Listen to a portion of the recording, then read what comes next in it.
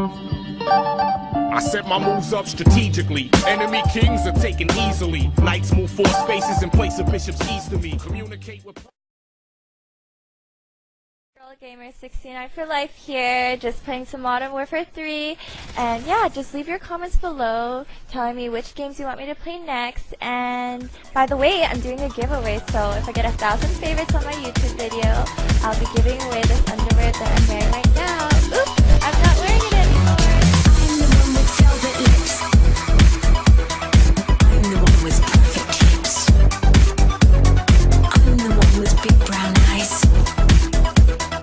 I'm the one that sees your lies. I'm the one with non-stop legs. I'm the one who never begs. I'm the one that spins the decks. I'm the one who gives the sex. I'm the one you're looking for. 'Cause I'm a big attention whore. I'm the one that you adore. Attention whore. I'm the one you're looking for. 'Cause I'm a big attention whore. I'm the one that you adore. 'Cause I'm a big attention whore.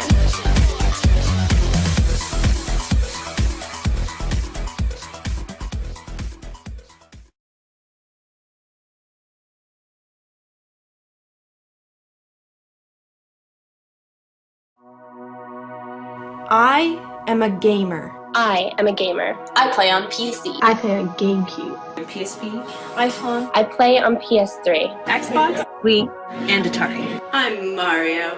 Gordon Freeman. I'm Link, Master Chief. Sonic. Mega Man, And BJ Blazkowicz. I'm a level 85 Blood Elf Hunter. And I am a woman. And I am a woman. and I am a woman, and I am a woman. I don't need you to hold my hand. I don't need you to protect me. And I don't want more treasure. No, I won't tell you what I'm wearing. And no, I won't take off my top. And no, I'm not here so you can rub one out. I'm here to game. I am here to own. I am here to own. It doesn't matter if I'm hot. It doesn't matter if I'm on my period. It doesn't matter if I like boys Or girls. Don't judge me based on my ID. don't judge me based on my avatar. Don't judge me because of my voice. Do I judge you for being a dude? No. Do I care about the length of your sword? No. No. No. I'm just here to capture the flag. I'm just here to complete the Bring the Light quest. I'm just here to snipe your ass from the bell tower. No, I'm not one of the boys. But neither are you. you. Online, we're all on the same team. We're gamers. We're gamers. We're gamers. We're gamers.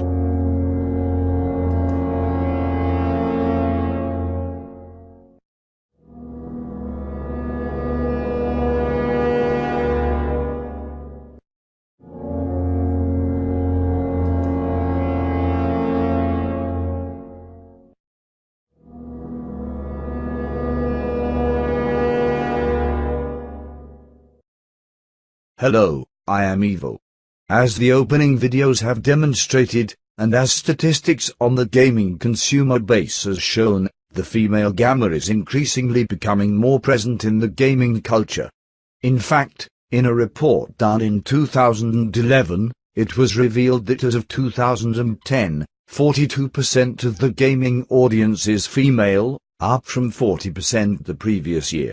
Interestingly enough, women 18 and older make up more of the gaming audience than males 17 and younger.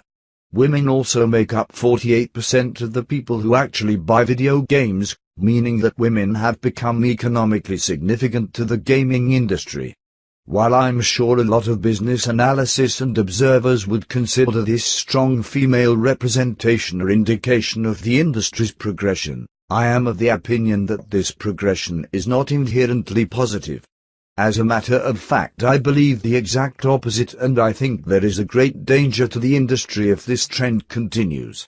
I know this statement must seem confusing, so before I continue allow me to briefly explain my reasons. First off, female gamers tend to comprise the majority of what we would consider casual gamers. Basically, when gaming moved towards greater accessibility and simplification, it almost immediately attracted a higher female demographic.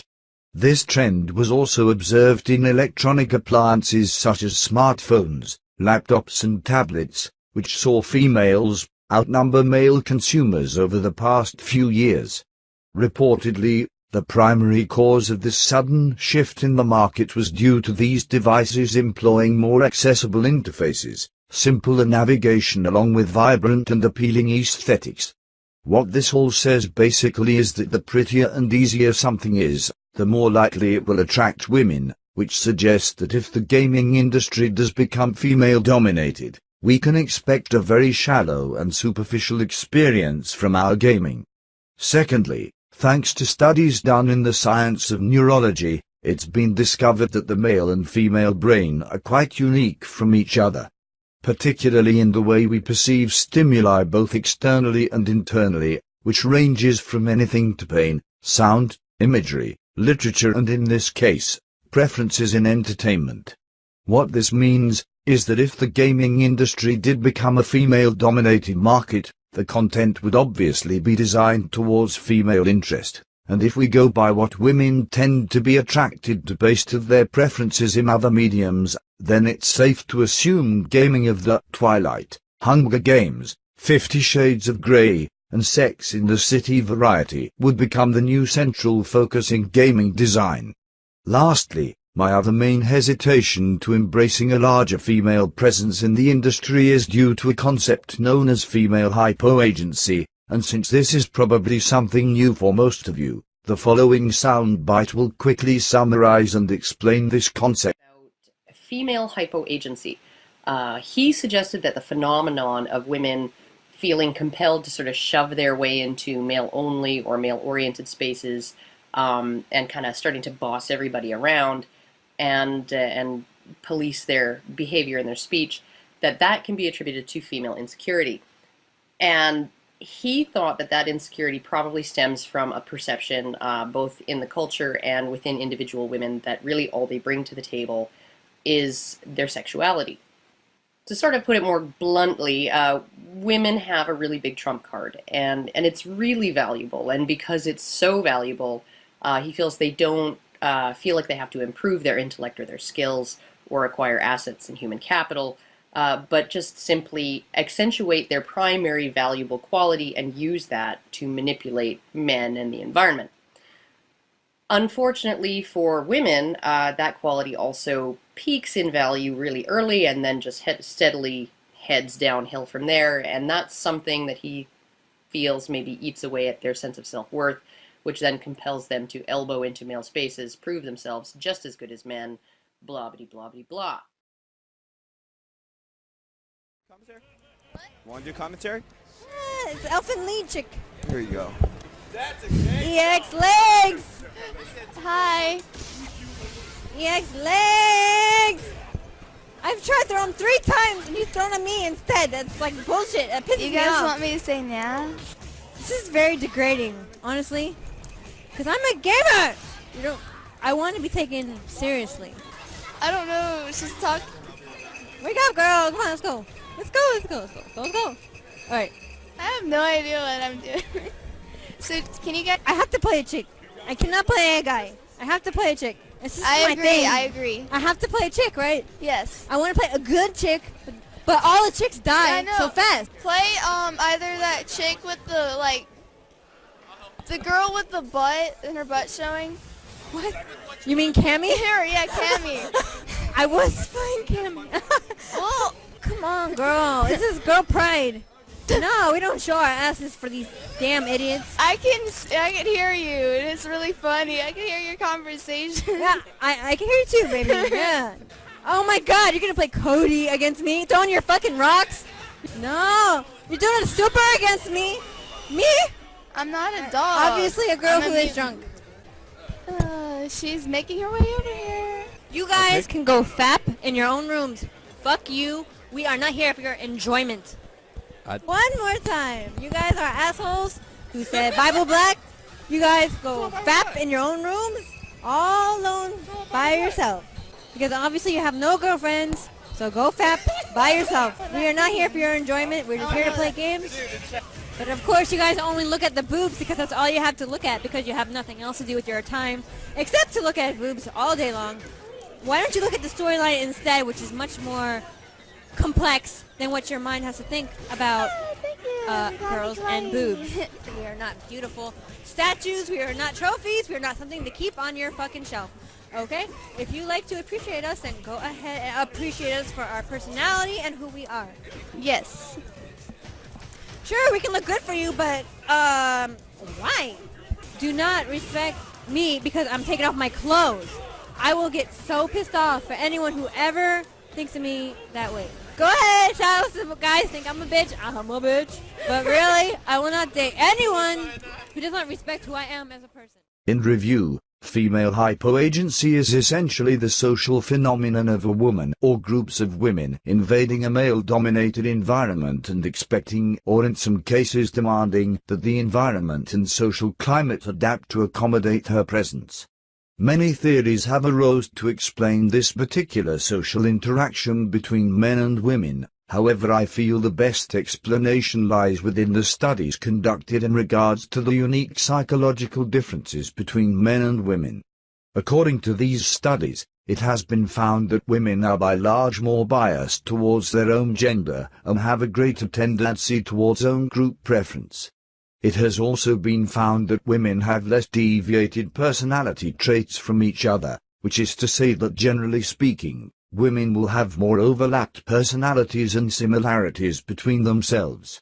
It has also been found that in the last few years, narcissism has increased in women more drastically than it has in men, meaning an exponential increase in female self-entitlement in a relatively short span of time. Lastly, it has also been found that women tend to have a more easily offended nature, and will report and take great offense to behavior, attitudes, language and themes which normally wouldn't affect men as much. When taking into account all these aspects of a personality that is typical in most women, the result is a person who is self-interested, easily agitated, sexist and devoid of individuality.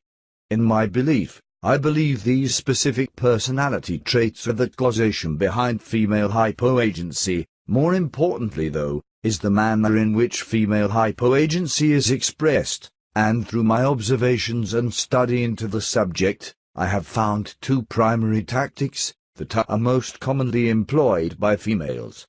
These tactics are the bitch and the hoe strategies.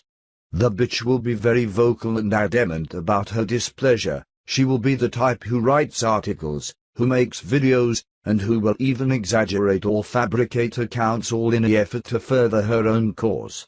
The second is the hoe, who will use her sexuality to manipulate the males around her for personal self-interest, identical to the bitch.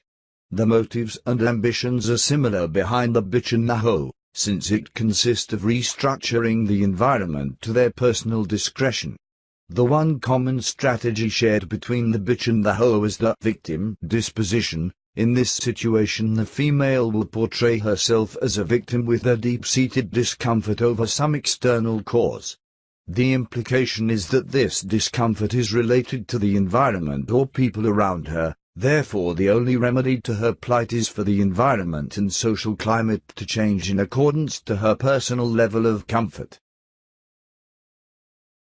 Everybody, we're here for the Salt Mines post-game interview with Super Yan. Super Yan, you decided to not play the elimination match and you wanted to drop out, and then would you like to explain to people why you made that decision? It's hard. Because my experience is on here, I don't, going to Fun Around doesn't appeal to me. I didn't have the best time on the show. For a couple of reasons, and I just feel like I need a break from the fighting game community, maybe. And going to a big tournament, I heard so many good things about Final Round. Someone even told me it's the second best tournament to EVO. I thought it'd be cool to go, but at this point, it seems kind of scary to go there. And especially since I haven't really improved at this game. So competing would be kind of, I don't think I'd go there and do a lot of damage. So I'd like to, I'd much rather have someone who wants to go. Sherry and John both wanted to go pretty bad, and it was up to them. So, Sherry's still going. They both wanted to go, and John happened to win, and I wanted him to go. So. Okay. So you said you did not have the best time on the show. Do you have any regrets for coming out here, or what did you think about the experience? I had a lot of fun. I had a lot of fun at the during the show. There were some times where things were kind of hard for me. I don't think I have to say anything else about that. Yeah.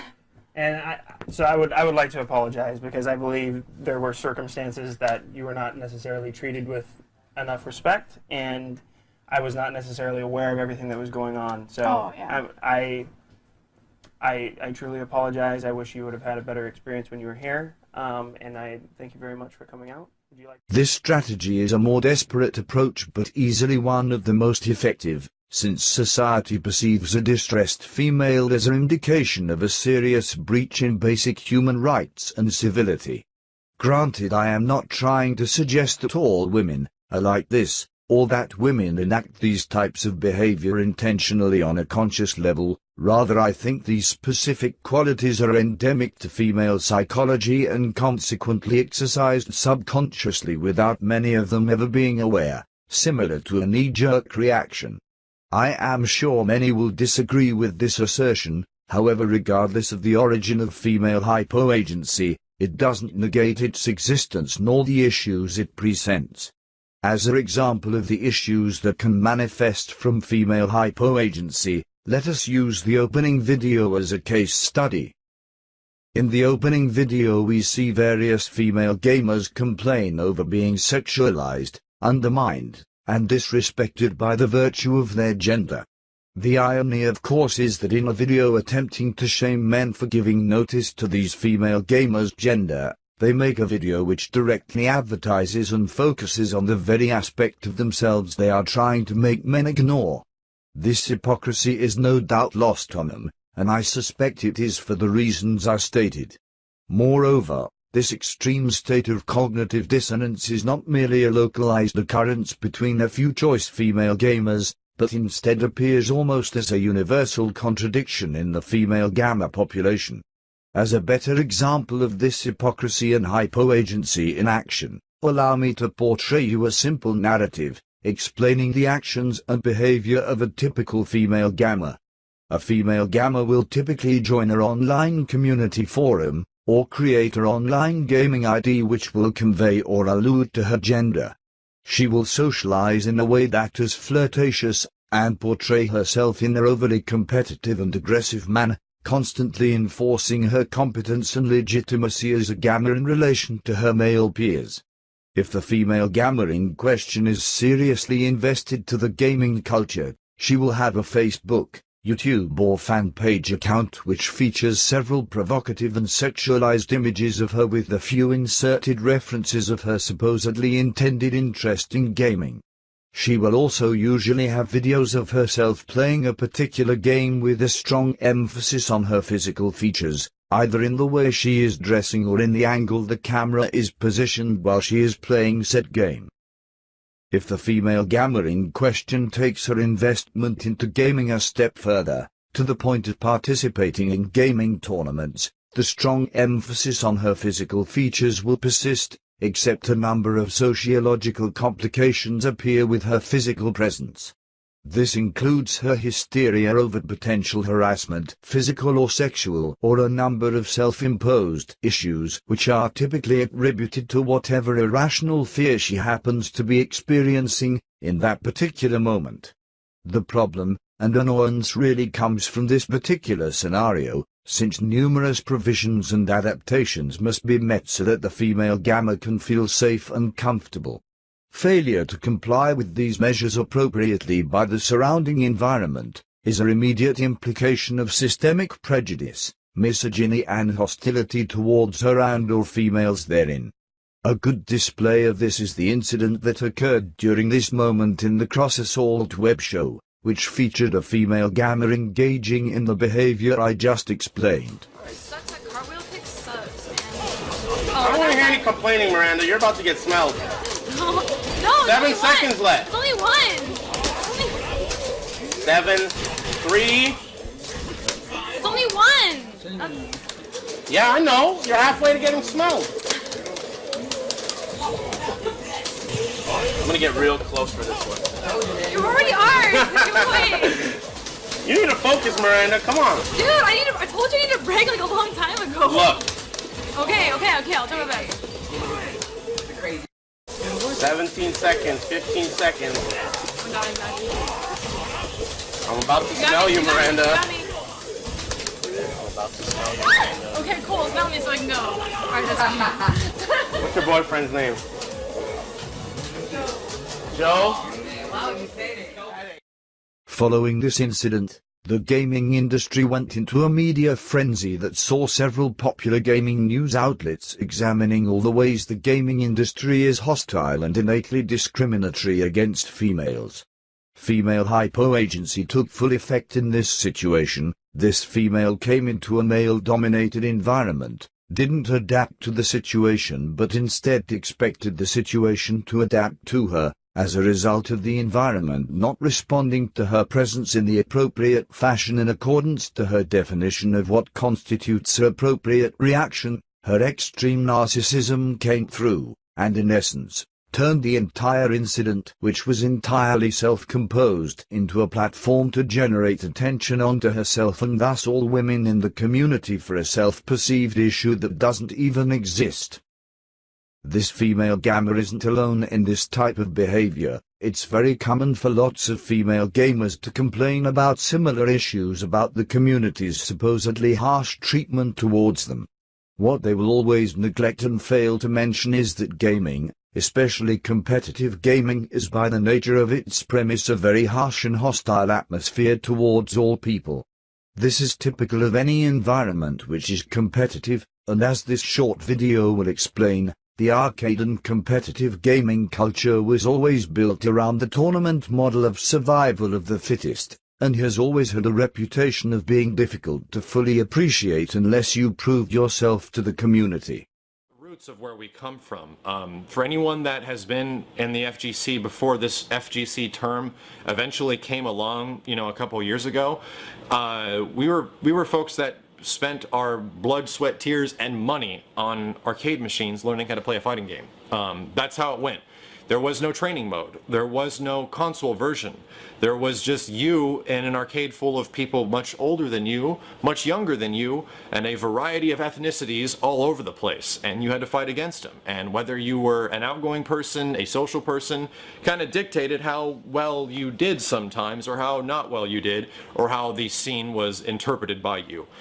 It's kind of hard to go into that mentality nowadays because of the internet, because of the way people are communicating with each other in our current day and age.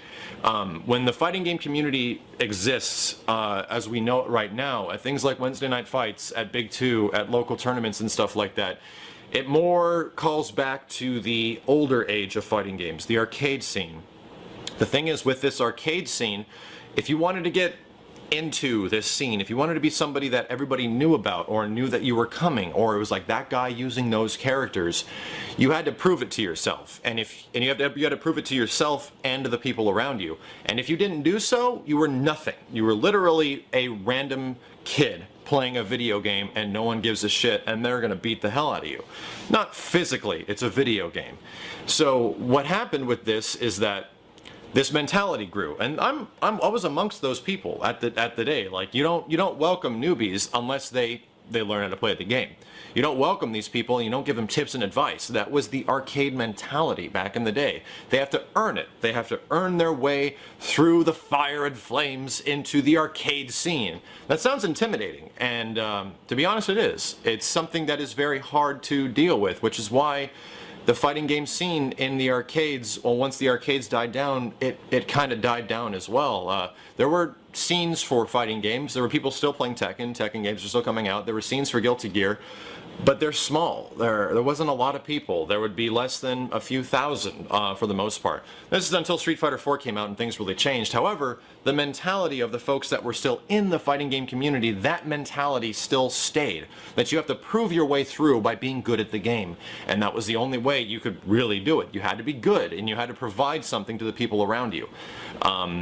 And I've tried to change that with my channel and the videos I make. Not as much I tried to change that history and that culture, because I think it's a rich culture and I think it deserves to be preserved in some way. But at the same time, it's hard for new people to understand that. Mind you, this was well before the advent of any female gamers, indicating that these particular social norms were well implemented before females entered the community, proving they were not adopted specifically to target women or to make them feel excluded. The real frustrating part for me, though, is that these female gamers are for the most part not even gamers or fans of the industry in the pure sense, like their male peers. When gaming was heavily stigmatized socially, female gamers were rare to almost never in existence. During the years when gaming was nothing more than an isolated culture, hidden away from most of society, it was indeed the last place you would expect to see females.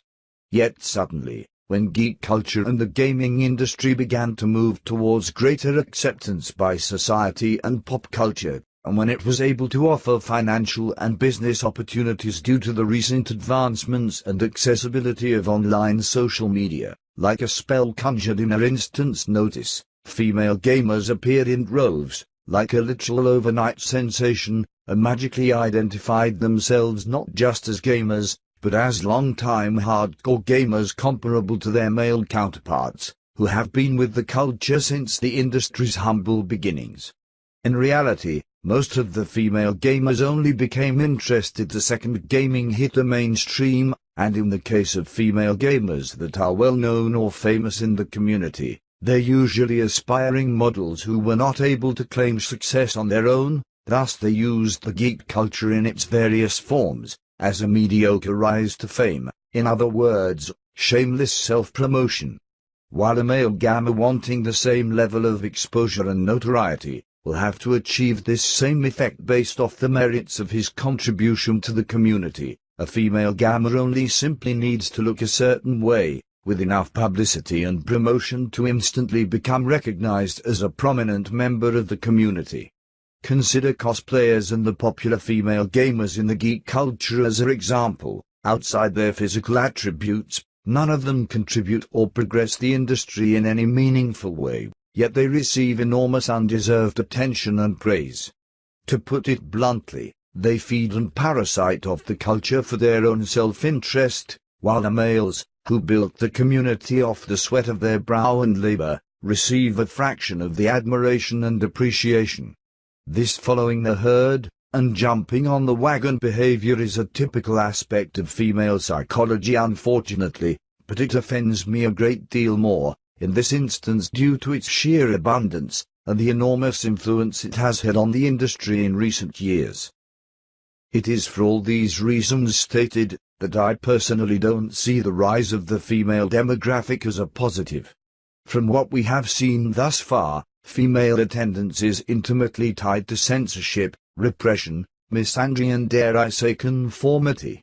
When an environment ceases to function off the principles of free thought, freedom of speech and competition, then the prospect of innovation, originality, discovery, creation, and ingenuity is greatly reduced to becoming entirely removed in favor of etiquette, political correctness, subjective concepts of civility and appeasing. I'm not saying the inclusion of female gamers is a negative by the virtue of them simply being females, rather it is the expectations and adaptations that follow when females enter a male-dominated environment which I feel will harm the gaming industry in the long run. Male gamers learned a long time ago to ignore and to overcome the hostility of the gaming culture. They understood that in a survival of the fittest social climate, they either had to prove themselves or fail and fall into the crowd of obscurity. Female gamers can't seem to grasp this concept, and in their sense of self-entitlement, feel they are above the cultural elements that males have faced for years, and demand the complete revision and interior reconstruction to accommodate and supplement them. To me, this is not only arrogant, selfish and childish, but also very offensive to the males who have built and sustained this culture since its inception. I also can't help but to laugh at the hypocrisy of these female gamers, claiming they love the culture and the games, yet demand more female representation in the community and creative positions, since according to them, this would signify equality and sense of fairness for all parties concerned.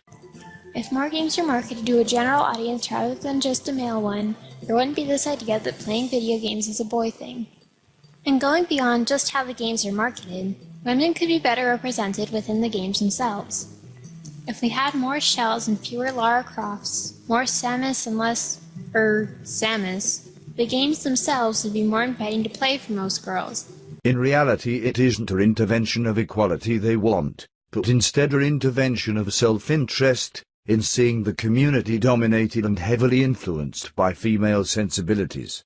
What would a creative, or community parity in gender representation really do to help improve the culture, or content of the industry, if they contend that they already love the games, and culture as it is? Then what difference does it make if the people in power are males or females? Female gamers say one thing yet advocate and imply the opposite, because the only thing a more dominating female presence would produce is more content that is female-orientated, which is as much a shot against their claims of equality as any example I can think of. I'm sad to say that this isn't what equality is about. If anything, going by their statements and advocacy, it's about subversion and control from a special interest group who work solely for their own benefit. To this, I urge the community to not comply or bend to female gamers, keep the tradition of the gaming culture as it is, and show female gamers that the gaming world will not revolve around them. Treat them the same as you would any male gamer, and don't apologize or change for their inability to adapt and deal with the community, and the instant they start to get out of hand, I suggest your response be something like this. Shut up! You haven't had one useful thing to say since you got here!